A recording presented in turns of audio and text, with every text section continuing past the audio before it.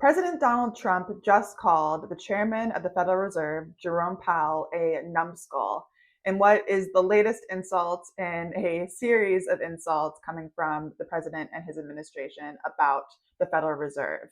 I'm Daryl Fairweather, Redfin's chief economist, and let me explain what this means for the economy and what it means for you, an everyday person.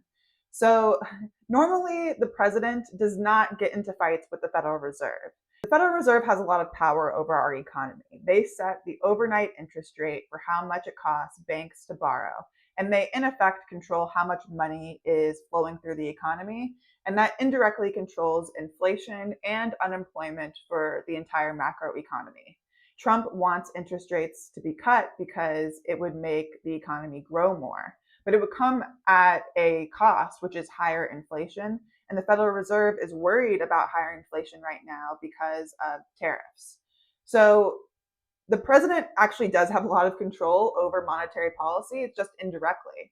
If the president were to scale back tariffs, that would allow the Federal Reserve to lower interest rates. But as long as tariffs stay in place, or the threat of tariffs stay in place, the Federal Reserve's hands are tied by their duty to be good stewards of the economy.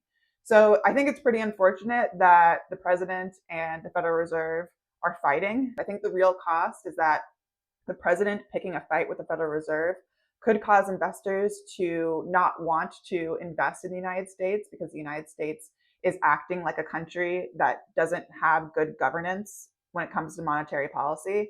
And that would mean fewer dollars flowing into the US, and that would mean higher interest rates, which is the exact opposite of what Trump wants. So if the president wants lower interest rates, step one, call off the tariffs.